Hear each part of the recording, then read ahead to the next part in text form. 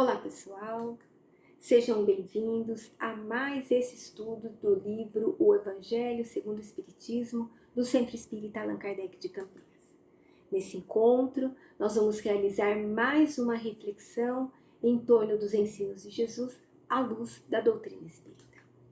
Antes de nós começarmos, nós vamos nos preparar para o nosso estudo com uma prece. Então nós vamos, nesse momento, elevar o nosso pensamento a Deus, ao nosso Mestre Jesus, e vamos pedir a Jesus que nos abençoe nesse momento, que nos ajude na compreensão dos estudos que vamos fazer, que nós possamos ser intuídos e que essas reflexões possam fazer sentido na nossa vida e nos ajudar a termos uma existência melhor. Fique conosco, Jesus, nos abençoe, hoje e sempre. Bom, hoje a nossa reflexão será em torno do capítulo 13, cujo título é Que a mão esquerda não saiba o que faz a direita, lá do Evangelho segundo o Espiritismo. Nesse capítulo, Allan Kardec ele vai selecionar duas passagens do Evangelho de Mateus. A primeira está lá no capítulo 6, versículos de 1 a 4. E essa passagem diz assim: Tende cuidado em não praticar as boas obras diante dos homens, para serem vistas, pois, do contrário, não recebereis recompensa do vosso Pai que está nos céus. Assim, quando derdes esmola, não trombeteeis como fazem os hipócritas nas sinagogas e nas ruas, para serem louvados pelos homens. Digo-vos em verdade, que eles já receberam a sua recompensa. Quando derdes esmola, não saiba a vossa mão esquerda o que faz a vossa mão direita, a fim de que a esmola fique em segredo. E vosso Pai, que vê o que passa em segredo, vos recompensará. Mas Kardec também seleciona uma outra passagem que está relacionada com essa primeira, né? E com o assunto que ele vai tratar nesse capítulo. E essa passagem, Mateus começa dizendo que quando Jesus desceu o monte, uma grande multidão o seguiu. E ao mesmo tempo, um leproso veio ao seu encontro e o adorou, dizendo: Senhor, se queres, poderás curar-me. E Jesus, estendendo a mão, o tocou e disse: Eu quero, fica curado. E no mesmo instante, a lepra desapareceu. E aí Jesus diz para aquele ex-leproso: abstente de falar disto a quem quer que seja, mas vai, mostra-te aos sacerdotes e oferece o dom prescrito por Moisés, a fim de que lhe sirva de prova. Então, olha só, né? Por que será que Jesus está fazendo esses comentários, está passando essas orientações? Bem, Jesus, ele está fazendo essas orientações por causa dos abusos dos religiosos.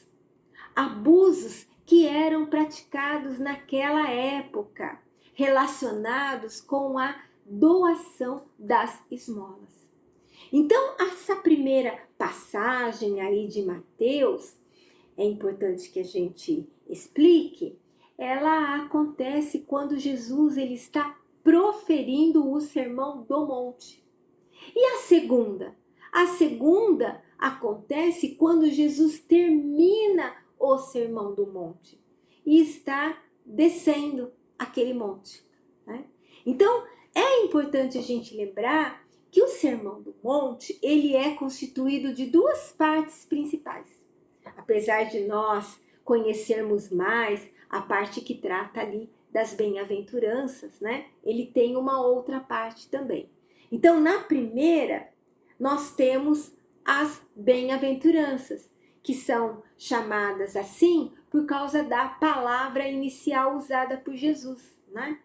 Onde Jesus traz ali uma relação das qualidades, das virtudes, das disposições necessárias as que nós devemos desenvolver para entrarmos no reino dos céus, ou seja, para estarmos bem no plano espiritual.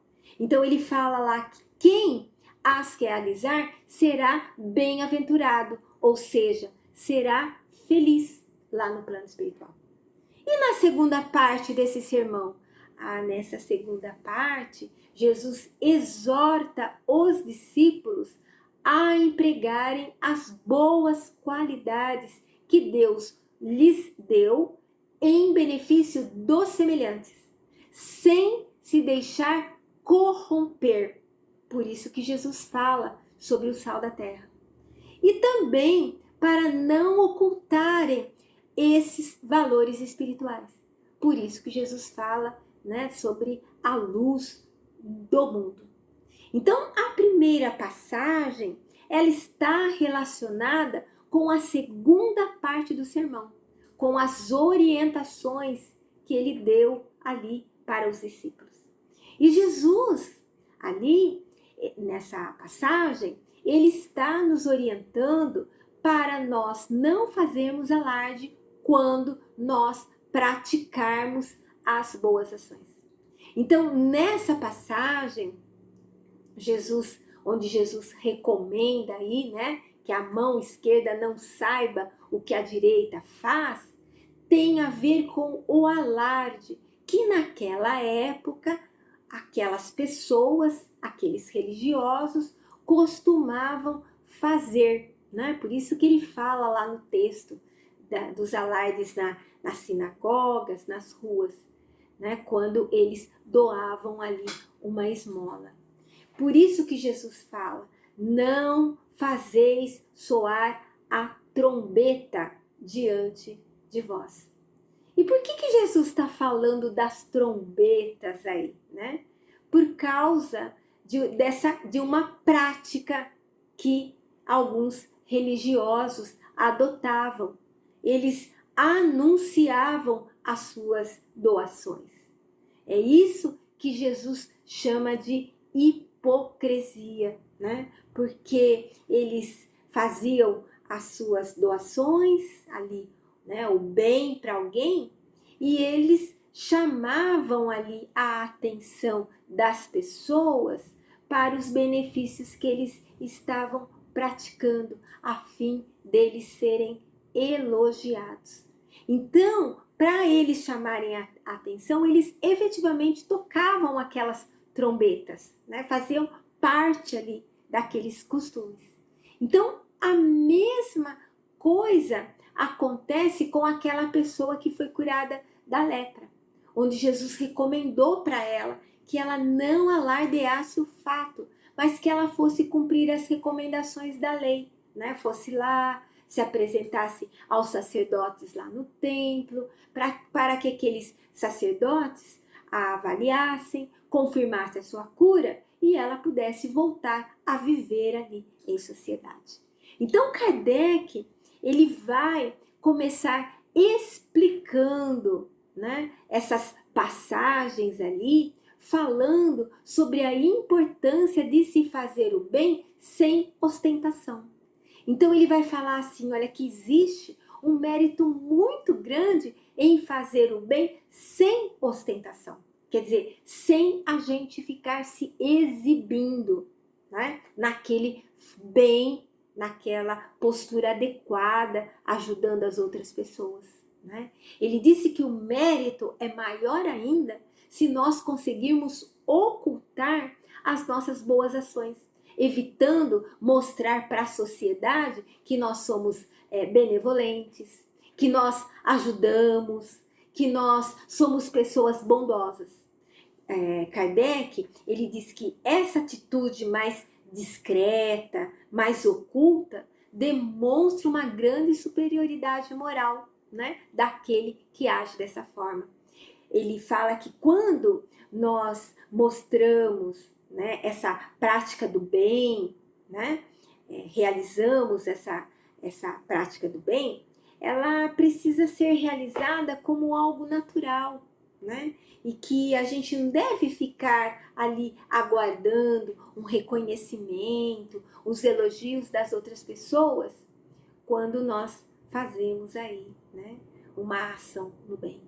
Ele diz também que muitas pessoas, elas só ajudam para poderem bradar por toda parte o benefício que é realizado, né? Então ela faz o bem não pelo bem, mas com segundas intenções. Ele diz que nós não devemos ficar buscando a aprovação das pessoas ao fazer o bem, né? Fazer o bem para ser reconhecido, né? Aprovado, né? Pelas pessoas. Mas que a gente tem que buscar, em primeiro lugar, a aprovação de Deus. Porque é assim que nós demonstraremos a nossa fé em Deus. E que nós vamos ter a garantia de que aquele bem praticado, ele vai nos ajudar ali na nossa vida futura, né? Realmente seremos recompensados na vida futura. Então, há um dito popular, né, que diz assim, que o bem, ele não faz alarde, porque ele usa sandálias de veludo. Então, ele caminha silenciosamente. Ninguém percebe. Ao contrário do orgulho, ao contrário do egoísmo, que usam calçados barulhentos, né? Para que todos percebam que eles estão passando e vejam ali as suas ações. Então Kardec vai dizer para a gente ali, nesse capítulo, que a ação do bem, praticada sem ostentação, ela tem duplo mérito. Além dela ser uma caridade material, ela também é uma caridade moral. E ele fala que a caridade moral, ela precisa estar junto com a caridade material. E quando que isso acontece? Ele diz assim, olha, que quando nós fazemos a nossa doação, né, ali, e cuidamos de não ferir a suscetibilidade da pessoa que está recebendo ali a ajuda, né, quando nós doamos sem ferir o amor próprio daquela pessoa, quando nós resguardamos ali a dignidade daquela pessoa, nós estamos agindo com caridade moral. Então, a caridade moral, ela implica nesses cuidados aí, né? Quando nós estamos fazendo a nossa doação, a nossa ação no bem. Quando nós doamos e nos deixamos influenciar pelo orgulho ou pela vaidade, aquele que recebe, ele acaba sendo atingido e ele se sente humilhado naquela situação. E muitas vezes ele recebe aquela ajuda porque ele está necessitado, ele precisa daquilo. Mas aquela situação fere a sua dignidade. Então, a pessoa que pratica a verdadeira caridade, quando ela doa alguma coisa, junto com esse bem material, com essa ajuda material, ele usa de palavras brandas, de palavras afáveis, que coloca o beneficiado à vontade para receber e estar à vontade na presença daquele benfeitor. É isso que significa essas palavras de Jesus. Não saiba a mão esquerda o que dá a direita. Kardec, nesse capítulo também, ele vai falar sobre os infortúnios ocultos, ou seja, sobre todas aquelas situações de tragédia, onde as pessoas elas estão passando por grandes dificuldades e momentos de infelicidade. Então, Kardec diz assim, olha, que nas grandes calamidades, a caridade, ela se emociona, né? E se observa impulsos generosos de muitas pessoas que acabam ajudando ali, né? No sentido de reparar aqueles desastres ali que aconteceram. Mas ele fala que a gente não pode perder de vista que também existem os desastres gerais, as situações que acontecem todos os dias. Porque veja, há pessoas que estão em um leito doentes e não tem ninguém que cuide delas, né? Existem pessoas que não têm um alimento, né, para fortalecer o organismo físico. Tem pessoas que não têm onde morar. Então ele fala assim, olha, isso são casos que nós vemos todos os dias.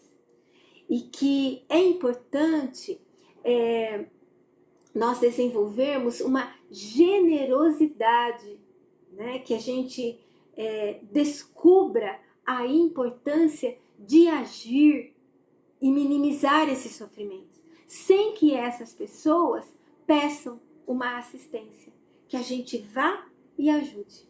Kardec também traz nesse capítulo, provavelmente, né, porque ele conhecia ali a pessoa, ele traz para a gente um exemplo da prática da caridade, e sendo executada da forma mais discreta. Então ele fala ali de uma mulher de ar muito distinto, de traje simples, e que ela vai praticar ali a caridade, e junto com ela, ela leva a sua filha, né, uma adolescente. E diz que quando ela chega ali na casa de uma família muito assim modesta, de uma família muito simples, ela, sem dúvida, ela é conhecida daquela família. Porque quando ela chega, ela é saudada de uma forma muito respeitosa por todas as pessoas que viviam naquela casa humilde. Ali, ela encontra uma mãe cercada de muitas crianças que são os seus filhos. Todos ali ficam felizes ao ver aquela mulher discreta, porque ela traz consigo os bens, alimentos que vão ajudar aquela família. E quando ela vai fazer ali a doação, ela faz de uma forma muito meiga, usando ali palavras consoladoras, que fazem com que aqueles seus protegidos aceitem o benefício sem sentir vergonha, sem corar, né, sem diz Kardec. O pai ali daquela família, daquelas crianças, está hospitalizado. E enquanto ele permanece lá, aquela mãe, ela não consegue só com o seu trabalho prover todas as necessidades daquela família. Mas graças àquela senhora bondosa, aquelas pobres crianças, elas não vão sentir frio, elas não vão sentir fome, aquelas crianças menorzinhas, elas vão ter o leite para se alimentar. E aí Kardec fala assim, olha aqui, quando aquela senhora distinta, ela sai daquela casa humilde, sabe para onde que ela vai? Ela vai lá para o hospital, onde aquele pai está hospitalizado. Ela vai para lá para levar um reconforto para aquele homem. Ela vai para lá para tranquilizá-lo quanto à sorte da sua família. Aí Kardec pergunta assim, qual o nome daquela senhora distinta? Onde que ela mora? Ninguém sabe, Kardec responde. Agora, aquelas pessoas infelizes, né, que ela ajuda, para eles ela é um anjo da consolação. E Kardec nos dá a entender que essa senhora, ela é uma pessoa de muitas posses, né? Então ele pergunta assim, por que ela usa aquele traje tão singelo?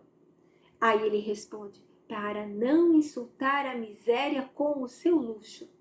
E aí ele pergunta, por que ela se faz acompanhar da filha? E ele responde, para que ela aprenda como se deve praticar a beneficência. Então, olha só, né?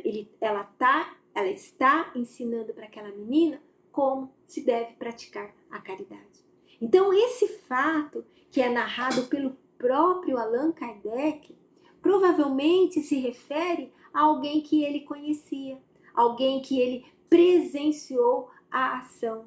e é uma atitude correta da prática da caridade. E aí Kardec traz esse relato para nos ensinar como nós também devemos agir. Depois disso, Kardec, nesse capítulo, ele faz como ele faz nos demais. Ele coloca ali as instruções dos Espíritos, que são mensagens que ele recebeu em épocas e em locais diversos. Não são mensagens apenas recebidas lá na Sociedade Parisiense de Estudos Espíritas, que era, né, o centro que Kardec dirigia lá na cidade de Paris. Mas são mensagens onde ele tem todo um cuidado de analisar, de confrontar ali o conteúdo com as orientações dos espíritos, né, que os espíritos deram lá em O Livro dos Espíritos, que é um livro que contém a base da doutrina espírita. E a primeira mensagem que ele seleciona para esse capítulo fala sobre a caridade material e a caridade moral. E quem dita essa mensagem é um espírito que se intitula como Irmã Rosália. Kardec recebeu essa mensagem no ano de 1860 na cidade de Paris.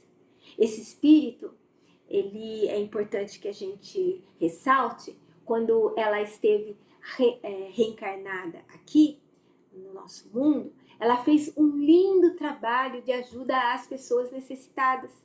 Ela trabalhava num local bastante precário na cidade de Paris, né, naquela segunda metade do século XIX. Ela ajudava muitas pessoas. Então ela tem ali o que nós chamamos de autoridade moral, né, para falar sobre esse assunto, pelo tipo de vida que ela teve aqui no nosso mundo, pela dedicação que ela teve aos mais necessitados. E ela começa a mensagem dizendo assim, que é muito importante que nós nos amemos uns aos outros, que nós façamos aos outros o que nós quereríamos que os outros fizessem por nós. Ela nos chama a atenção dizendo assim, olha aqui, toda religião, toda moral se encerram nesses dois preceitos. Ela diz pra gente uma coisa muito importante. Ela fala assim, olha aqui, se esses preceitos eles fossem seguidos aqui no nosso mundo, nós não teríamos mais os ódios, nós não teríamos mais ressentimentos, nós não teríamos mais aqui a pobreza, porque muitas pessoas seriam beneficiadas com o supérfluo que sobra muitas vezes da nossa mesa, né? Da nossa casa, né? E que muitos ali não têm. Ela também vai nos explicar sobre a caridade moral. Então ela fala pra gente assim, olha, a caridade moral, ela consiste principalmente em nós nos suportarmos uns aos outros. E isso é o que menos nós fazemos aqui nesse mundo. Ela fala pra gente. Ela diz que existe um mérito muito grande quando nós, por exemplo, nos calamos diante daqueles que nos agridem, sem revidarmos com o mesmo mal. Ela fala que tem um mérito muito grande nós nos fazermos de surdos quando uma palavra zombeteira escapa do lábio de alguém habituado a escarnecer. Ela diz que tem um mérito muito grande nós não vermos o sorriso de desdém com que algumas pessoas nos recebem, supondo que são superiores a nós. E ela diz também que há um mérito muito grande nós não darmos atenção ao mal proceder de outras pessoas. Ela fala que tudo isso é caridade moral. E ela também nessa mensagem, ela dá um depoimento, dizendo que quando ela chegou no plano espiritual, depois da desencarnação, ela encontrou lá muitas pessoas que ela ajudou aqui na Terra. né? E que lá ela encontrou uma pessoa que ela ajudou, mas que espiritualmente ela estava numa condição melhor. E que foi essa pessoa que a ajudou quando ela precisou de um auxílio. Então veja, espiritualmente, aquela pessoa que estava numa situação aqui de necessidade do nosso mundo, no plano espiritual, moralmente ela estava numa situação melhor. Então ela fala pra gente assim, olha, para que a gente se lembre que hoje nós ajudamos, mas amanhã nós é que poderemos estar precisando de ajuda. Então ela fala assim pra gente que todos nós somos irmãos. Então que nós precisamos pensar sempre nisso, antes de nós repelirmos o leproso, o mendigo, né, aquelas pessoas mais simples. Ela diz assim que a caridade moral é o respeito ao próximo. Outra mensagem também que Kardec seleciona para esse capítulo, ele dá o nome de a beneficência.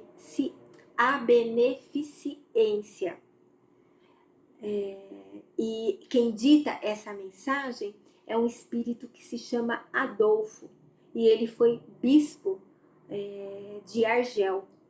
Kardec recebeu essa mensagem na cidade de Bordeaux no ano de 1861. E esse espírito, ele falando da beneficência, né?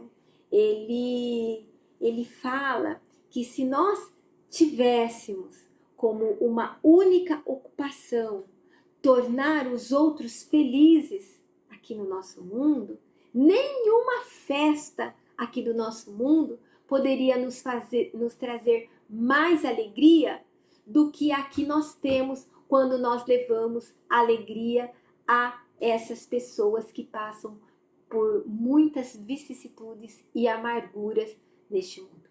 Esse espírito, ele também nos esclarece que quando nós estivermos a ponto de acusar Deus, né, por algum infortúnio ali que nós estejamos passando, que é para a gente parar por um minuto e que a gente lance um olhar ao nosso redor, para que a gente veja quantas misérias ainda há para aliviar. Quantas crianças existem pobres, sem família? Quantos idosos existem sem qualquer mão amiga para auxiliá-los? Por isso, ele pede para que a gente não reclame, né, contra nada, contra ninguém e nem contra a providência divina.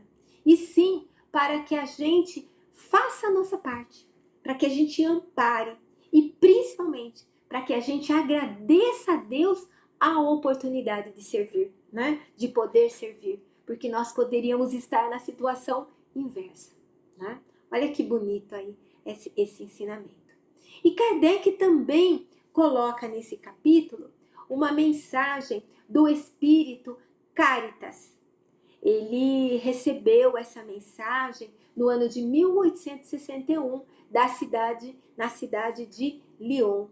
E esse espírito Caritas, ela vai falar pra gente que há várias maneiras de a gente fazer a caridade. E que muitos dentre nós confundem caridade com esmola. Mas ela fala que existe uma diferença entre essas duas ações. Porque a esmola, ela diz, ela é útil, né? Porque ela traz ali o alívio para os pobres. Mas quase sempre a esmola ela é humilhante, tanto para aquele que dá, como para aquele que a recebe. A caridade, ela fala, ao contrário, ela liga o benfeitor ao beneficiário. E ela se disfarça de muitos modos. Ela diz assim que a gente pode ser caridoso com os parentes, com os amigos, quando nós somos indulgentes, ou seja, quando nós perdoamos as fraquezas dessas pessoas, cuidando de não ferir o amor próprio de ninguém. Ela diz que nós espíritas, nós podemos ser caridosos, procedendo de tolerância para com todos aqueles que pensam diferente de nós. Nós podemos ser caridosos quando nós disponibilizamos os conhecimentos, né, da doutrina para as pessoas embasarem a sua fé, mas sem chocar, sem investir contra as suas convicções. Ela diz, eis aí um dos aspectos da caridade. Ela, nessa mensagem, ela dá um depoimento, ela narra uma experiência dela. Esse espírito, ela fala que ela participa de muitos grupos, né? Ela acompanha muitos grupos aqui na Terra que praticam, né, a ação no bem, que praticam a caridade. E ela diz que ela participa várias vezes a cada semana numa reunião de senhoras assim de várias idades. E essas senhoras, elas trabalham bastante, elas trabalham depressa, elas trabalham com alegria, tem ali as mãos ágeis, ela fala. E elas estão trabalhando porque elas estão vendo que o inverno ele está se aproximando. E ele vai ser muito rigoroso, né, para alguns lares pobres. Então, aquelas mães pobres, elas se inquietam, elas choram, pensando ali nos filhinhos que durante a estação do inverno vão sentir frio, vão sentir fome. Mas Deus não as deixa desprovidas, desprotegidas. Deus inspira ali os bons espíritos. E esses espíritos se aproximam dessas mães aí, né, em sofrimento, pobres, inquietas, e inspiram para elas, tende paciência, né? Porque Deus inspirou outras mulheres. Elas se reuniram, elas estão confeccionando roupinhas. E aí, nesses dias, quando a terra, né, está ali coberta de neve, né, essas mulheres trabalhadoras, elas vão surgir, trazendo ali, né, o resultado do trabalho delas, que é todo esse material para ajudar essas famílias, essas pessoas carentes e necessitadas. Então, olha que bonito, né, nessa mensagem. E aí nós vamos concluir o nosso encontro, e para isso eu gostaria de lembrar uma colocação feita pelo Espírito São Luís, numa mensagem, né, onde ele diz assim, que o verdadeiro cristão, ele vê somente irmãos em seus semelhantes. Ele não procura saber, para poder ajudar o necessitado, qual a crença que esse necessitado tem, como é que esse necessitado pensa, né? Ele ajuda, né? Seja quem for e onde for. Então, esta é a reflexão que nós trazemos para hoje, né? Nós esperamos que essa abordagem, ela desperte em nós a vontade de fazer o bem, de ajudar materialmente, né? Principalmente aqueles que mais precisam. Porque todo bem que nós dispensarmos aos nossos irmãos em humanidade vai se reverter em bem para nós, aqui e no plano espiritual. Mas vamos lembrar, né, o que disse Jesus e o que disse também os amigos espirituais, que nós precisamos fazer o bem sem ostentação e tomando todo o cuidado de não humilhar aquele que vai receber, porque é nisso que consiste a caridade moral, que é principalmente o respeito ao próximo. Então, que Jesus nos abençoe hoje e sempre. Agora, nós vamos fazer a nossa parte, né? Nós vamos ajudar com a nossa vibração as pessoas que também precisam. E quando nós fazemos a nossa vibração, nós também estamos praticando aí uma forma de caridade, né? Então vamos nos preparar dizendo assim: Senhor, nos ampare no propósito de servir, que em seu nome e com o auxílio dos bons espíritos, nós possamos ajudar aqueles que estão mais necessitados que nós. Então vamos lembrar daqueles que sofrem. Pai, há quem está muito infeliz, mas dentro da tua misericórdia há muitos meios de socorro, muitos recursos para reanimar as criaturas. Então, de toda a nossa alma nós te rogamos, abençoa os que sofrem, dá a cada sofredor a suavização para as suas dores, um bálsamo para as suas tristezas. Vibremos por todos eles. Vamos agora lembrar dos hospitais, dos lares, onde os enfermos esperam um conforto e querem sarar. Então, Senhor, que as nossas vibrações nesse instante levem até eles o alívio para os seus males. E que, se for permitido por tua lei sábia e santa, que eles recuperem a saúde. Vibremos por todos os doentes. E quanto a nós, Senhor, nós te pedimos perdão pelas nossas falhas. Ajuda-nos a desenvolver as virtudes que colocastes dentro da nossa alma. Nós queremos cumprir bem os nossos deveres para alcançarmos o aperfeiçoamento espiritual, pois somente assim nós poderemos ter a verdadeira felicidade. Graças, Senhor, por todas as bênçãos que sempre nos dás, por esses momentos de vibrações em que pudemos nos doar, que outras pessoas também tenham momentos assim. E aí, nós nos despedimos na tua paz. Obrigada, Senhor.